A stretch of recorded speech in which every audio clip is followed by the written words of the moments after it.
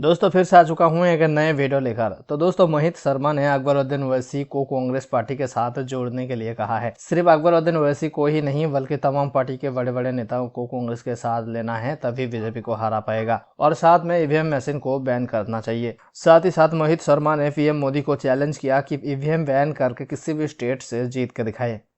असदुद्दीन ओवैसी, सबसे पहली बात तो कि ये बात कहना कि उस सीट से असदुद्दीन ओवैसी की वजह से वो कैंडिडेट जीते हैं, तो ये बात है कि अगर वो एक कैंडिडेट जीत जाते तो क्या आपकी सरकार बन जाती?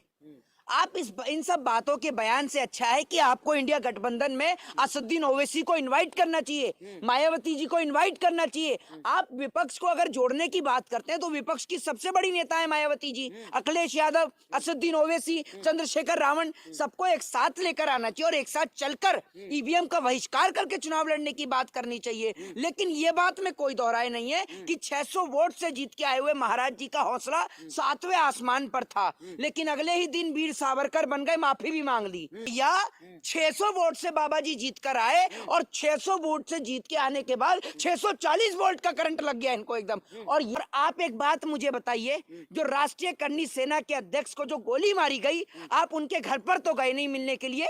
बताइए ना, आप जयपुर के हवा महल से, राजस्थान के हवा महल से जीत के आए ना चुनाव, तो एक बात मुझे बताइए, उनका तो घर ही जयपुर के अंदर है, आप उनसे मिलने क्यों नहीं गए? आप उनकी अंतिम शव यात्रा में क्यों नहीं गए? बाबा जी, असल में आप लोग सिर्फ ड्रामा दिखाते हैं हिंदुत्व का। जब हिंदुओं को हकीकत में जब खतरा होता है तब आप हिंदुओं के आसपास भी नहीं होते। उधर वो टी राजा कितनी गंदी बयानबाजी कर रहा है, सड़कों पर खड़े होकर गालियां दे रहा है और शर्म ही नहीं है, लोग तालियां बजा रहे हैं। एक बात, अगर ईवीएम ना हो ना तो जनता इनकी तबीयत से धोधी कर देगी, ये याद रखिएगा। जिस मध्य प्रदेश की जनता, मैं मध्य प्रदेश खुद होके आया, मध्य प्रदेश के भोपाल, चंबल, ग्वालियर सब जगह में होकर आया, और वहां की जो पब्लिक की जो ग्राउंड रिपोर्ट थी, जो पब्लिक का ओपिनियन था, वो यही था कि हमें भारतीय जनता पार्टी को हटाना है, हमें मध्य प्रदेश में परिवर्तन करना है। तो आप ये समझिए, मुझे पूर्णतः विश्वास था, यकीन था कि मध्य प्रदेश के अंदर तो सत्ता परिवर्तन होना निश्चित है, लेकिन मध्य प्रदेश के अंदर जब इतने बड़े बहुमत के साथ में बीजेपी जीत के आती है तो मैं खुद अचंभे में पड़ जाता हूं, और तब मेरा जो शक है वो पूर्णतः यकीन में बदल जाता है कि बीजेपी जो चुनाव जीती है वो ईवीएम के दम पर जीती। लेकिन लोग तो प्रधानमंत्री का कह रहे हैं कि सब मोदी मैजिक चल रहा है, सब कुछ अच्छा है, और 24 जो है फाइनल हम लोग जीत रहे हैं, सेमीफाइनल हम जीत गए हैं। सर एक काम करिए ना मोदी जी, आपको खुली और ओपन चुनौती है कि जब मोदी मैजिक चल ही रहा है तो ईवीएम को बैन करके आप बिना अपने मैजिक पर चुनाव लड़ लीजिए बैलेट पेपर से। विपक्ष का मुंह भी बंद हो जाएगा, विपक्ष का भी मुंह बंद हो जाएगा, और हम जैसे लोगों का भी मुंह बंद हो जाएगा। और अगर आप बैलेट पेपर से चुनाव जीत गए तो मैं ये लिख के देता हूं कि मोहित शर्मा आपके खिलाफ बोलना बिल्कुल बंद कर देंगे, ये बात याद रखिए। पुलिस स्टेशन के अंदर दारोगा मनोज शर्मा पिस्तौल क्यों लोड कर रहा था? अगर पिस्तौल लोड भी कर रहा था तो कलाई घुमाकर निशाना मुस्लिम महिला की तरफ क्यों था? पिस्तौल लोड करते वक्त 90 डिग्री कलाई घुमाना जरूरी था क्या? पिस्तौल लोड करते समय कलाई 90 डिग्री घुमाने के वजह नीचे की तरफ क्यों नहीं किया? और पिस्तौल लोड करने के बाद दारोगा ने अपनी उंगलियों से ट्रिगर क्यों दबाया? सीसीटीवी फुटेज देखने के बाद दारोगा की मानसा साफ दिखती है कि वो महिला पर हमला करने के नियत से ही गोली चलाया था। इन सब घटना को नजदीक से देख रहे चश्मदीद गवाह को पुलिस क्यों पकड़ रही थी? पासपोर्ट वेरिफिकेशन के लिए महिला को थाने बुलाकर पैसे क्यों मांगे? इन सब सवालों के जवाब तो मिलना मुश्किल ही नहीं बल्कि नामुमकिन भी है, क्योंकि इससे पहले भी जयपुर मुंबई एक्सप्रेस से सीआरपीएफ के जवान चेतन ने 3 मुसलमानों के नाम पूछकर गोलियों से भून दिया था, और हत्या करने के बाद वो बयान भी दे रहा था कि मोदी योगी को वोट नहीं करेगा, उसका यही हाल होगा। मुसलमानों के प्रति ऐसी घटना पहली नहीं है, इससे पहले भी पुलिस अधिकारी मुस्लिम से नफरत में ऐसे काम करते रहे हैं। तो उन्होंने एक सिपाही से कहा था मुझे पिस्टल ला के दे दो अंदर से। एक सिपाही ने उनके हाथ में पिस्टल ला के दे दी, एक और बैठे थे यहाँ पर मोटे से, एक ने अंदर ला के पिस्टल दे दी। मैं हथकड़ी में बंद था सामने बिल्कुल, तो उन्होंने इधर खड़े थे गेट के पीछे काउंटर के पास। फिर तो उन्होंने पिस्टल ला के दे दी, कुछ ऐसे चेक बैक कर रहे हैं, उसे कुछ साफ बाफ कर रहे हैं उनकी लेडीज़ की तरफ ही करके। जो लेडीज़ के साथ में जेंट्स थे ना, उन्होंने कहा था कि भाई तुम मारोगे नहीं क्या?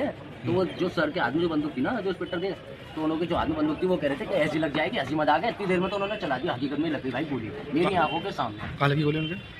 गोली मैं नहीं पता कहाँ लगी, इतनी देर में तो वो गिर गई, गोली लगती भट्टी सी आवाज आई, वो गिर गई। और शायद बता रहा हूँ, मुझे मेरे अंदाजे से सिर में लगी है।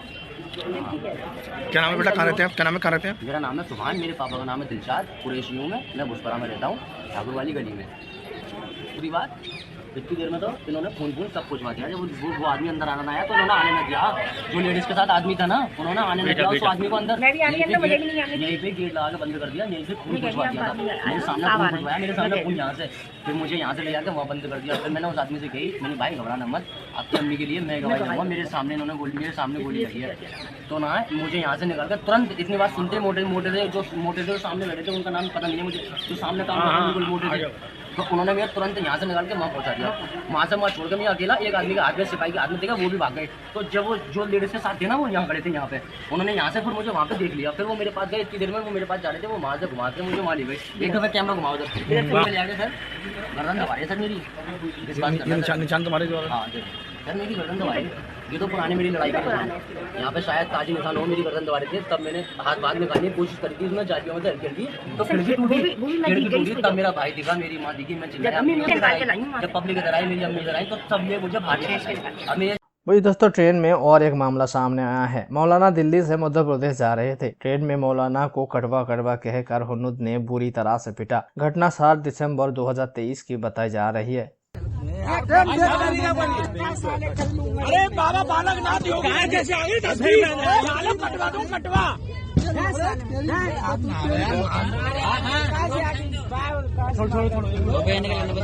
दो चार दो इसमें तो